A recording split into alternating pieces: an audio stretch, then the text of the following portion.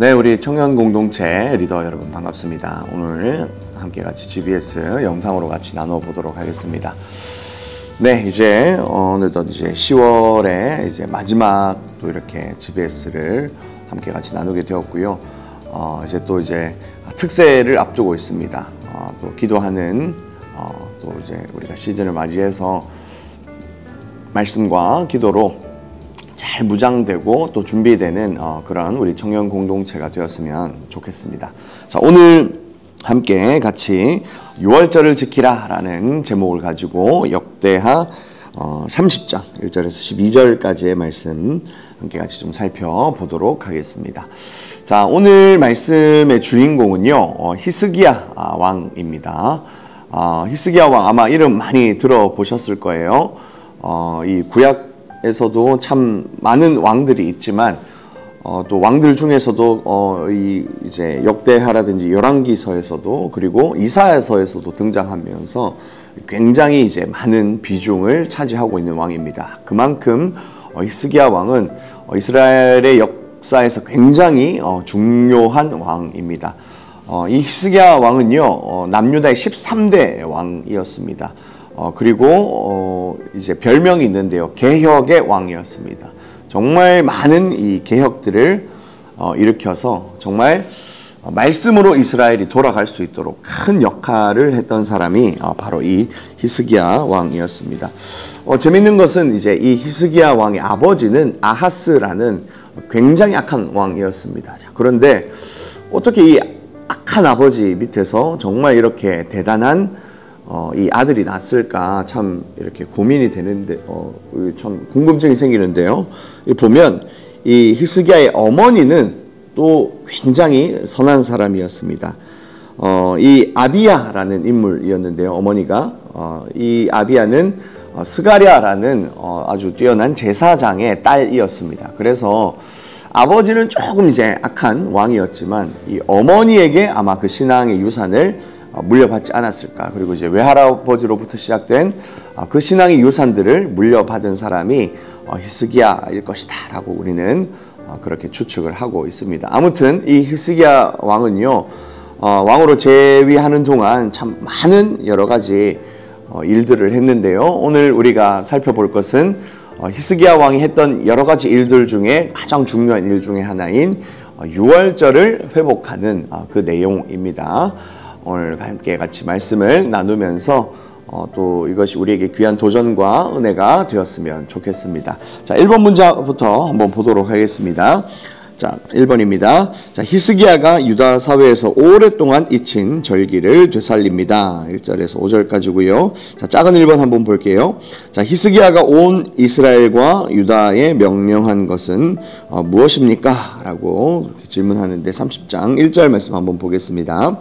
자, 히스기야가 온 이스라엘과 유다에 사람을 보내고 또 에브라임과 므낫세에 편지를 보내어 예루살렘 여호와에 전해와서 이스라엘 하나님 여호와를 위하여 6월절을 지키라 하니라 라고 그렇게 이야기를 합니다. 자, 히스기야가 이스라엘과 유다, 온 이스라엘과 유다에 명령한 것은 무엇이었냐면 여호와를 위해서 6월절을 지키라 라는 것이었습니다. 자, 이 6월절이라는 것 우리 잘 알고 있죠. 어떤 절기입니까?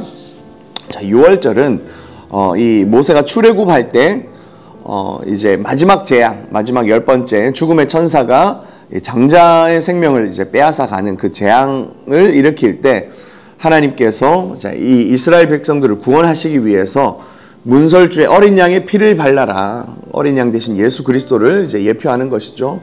이 어린 양의 피를 바르면 그 죽음의 천사가 pass over, 유월할 것이다, 넘어갈 것이다 라고 그렇게 말씀하신 데서, 그리고 그것으로 인해서 이 이스라엘 백성들이 출애굽하면서 죽음에서 생명으로 넘겨지게 되는 그것들을 기념하면서 지켰던 절기가 바로 이 6월절입니다. 그래서 이 6월절은요, 이스라엘의 3대 절기가 있는데 그 중에서 가장 중요한 이스라엘 백성들이 그들의 생명을 얻었음을 기억하고 또 하나님께 감사하는 아주 중요한, 가장 중요한 절기입니다. 자, 이것을 기억하고 이제 섬기는 것이 어떻게 보면 하나님께 대한 이 감사와 우리 생명의 구원에 대한 이 하나님께 대한 이 신앙의 고백이거든요. 그래서 이 유월절은 굉장히 중요한 절기였습니다. 자, 그런데 이 유월절의 절기가 가장 중요한 이 절기가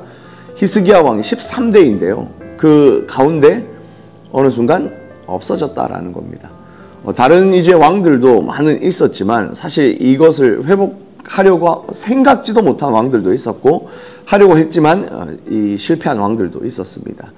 그런데 이 히스기야는 이 유월절을 가장 성대하게 이 나중에 뭐 다른 성경에도 나오지만 다윗 이후로 정말 가장 성대하게 그리고 하나님을 기억하면서 가장 잘 치루었던 왕이 바로 이 히스기야였습니다.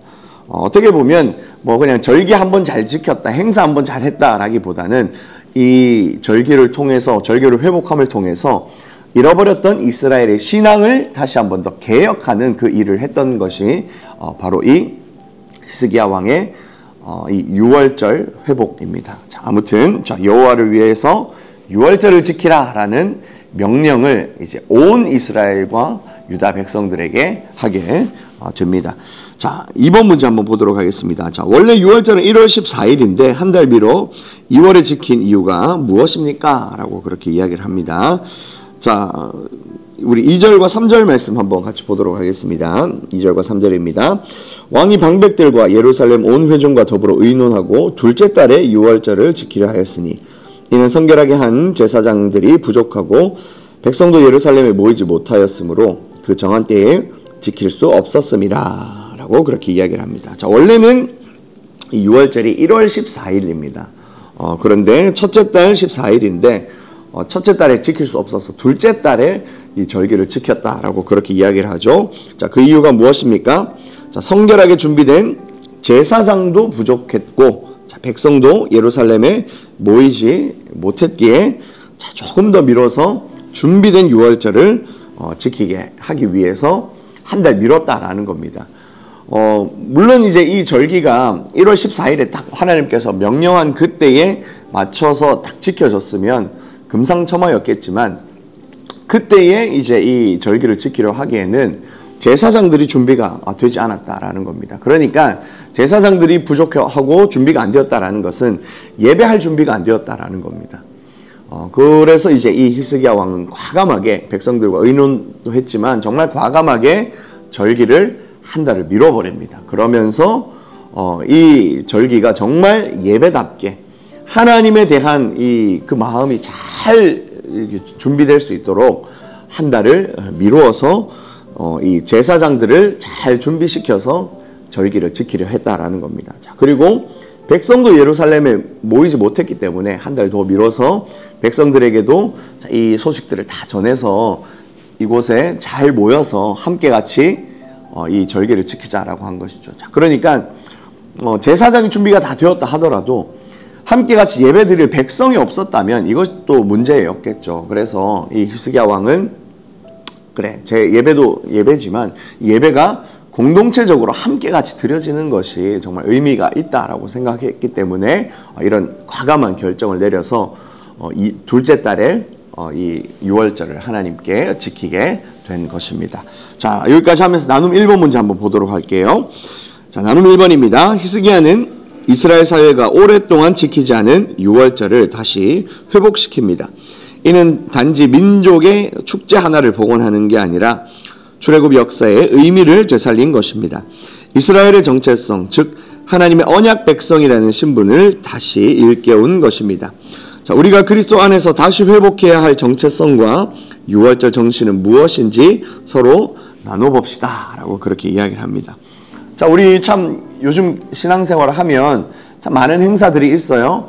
많이 이제 해야 될 것들이 참 많이 있습니다. 자, 그런데 중요한 것은, 정말 중요한 것은 우리가 이 일들을 하면서, 우리가 이 신앙생활을 하면서 기억하고 되살려내야 될 우리의 정체성입니다. 나는 어떤 사람인가? 나는 어떤 존재인가? 나는 어떤 은혜를 받아서 이 자리에 서 있는가? 자, 이것이 확립되지 않으면, 이것이 바로 서 있지 않으면 아무리 많은 신앙생활에 그 행동들을 해도, 막 행사를 하고 축제를 하고 여러 가지 일들을 해도 정말 그것이 참 의미가 사그라진다라는 겁니다. 그래서 중요한 것은 내가 누구인가, 내가 어떤 은혜로 이 자리에 서 있는가, 이것을 먼저 기억하는 것이 정말 중요하다라는 사실입니다. 오늘 우리가 받았던 은혜들, 나의 정체성은, 나는 어떤 사람인가 라는 것을 우리가 하나님 말씀 안에서 잘 발견하면서 우리 지체들과 함께 나눠보면 좋을 것 같아요. 자, 그래서 우리 먼저 리더들이 한번 내 은혜를 한번 좀 생각해 보십시오. 자, 이건 가급적이면 리더들이 먼저 좀 나눠주시면 좋을 것 같습니다. 리더들이 하나님이 나에게 주신 그 은혜들을 한번 같이 이야기를 하면서 나눠보면 정말 큰 은혜가 있을 것 같습니다. 자, 그리고 우리 지체들의 이야기도 잘 들어주면서 그것들을 잘 이제 하나로 종합해서 우리가 어떤 은혜를 받은 사람들인지 우리의 정체성을 잘 한번 확인하고 넘어갔으면 좋겠습니다. 자, 두 번째 문제입니다. 2번. 자, 유월절을 지키라는 전언을 받은 백성이 다양한 반응을 보입니다. 라고 그렇게 이야기를 합니다. 자, 먼저 작은 1번이에요. 자, 보발꾼들이 전한 왕과 방백들의 편지에 가장 먼저 기록된 내용은 무엇입니까? 라고 되어 있습니다. 6절 말씀인데요. 한번 같이 읽겠습니다.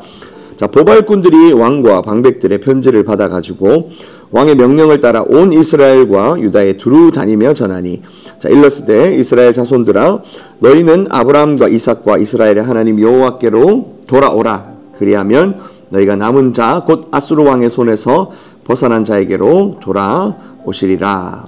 아멘. 자, 보발꾼들. 자, 옛날에 지금 요즘 뭐 쓰지 않는 말이죠.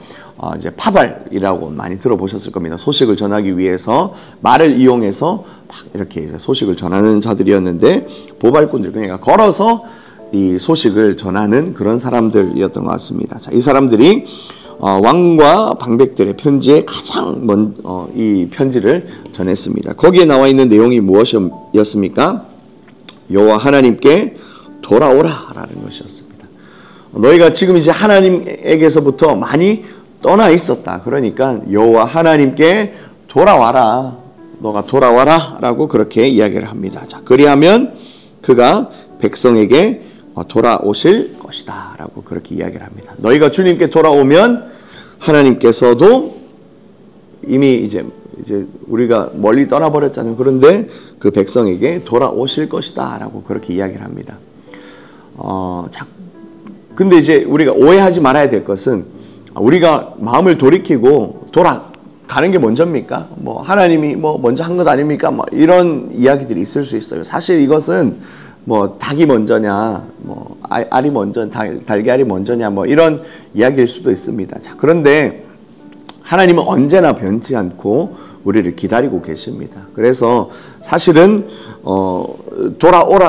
우리가 돌아가면 하나님도 돌아오실 것이다라는 것은 뭐 사실은 이제 맞지 않는 이야기죠. 그런데 이것은 우리가 하나님께로 마음을 돌이키면 그 돌이킨 우리를 하나님이 구원하시고 받아주실 것이다라는 그런 이제 의미입니다. 그래서 뭐 무엇이 먼저인지 막 이런 걸로는 뭐 너무 자세하게 따지진 않아도 좋을 것 같습니다.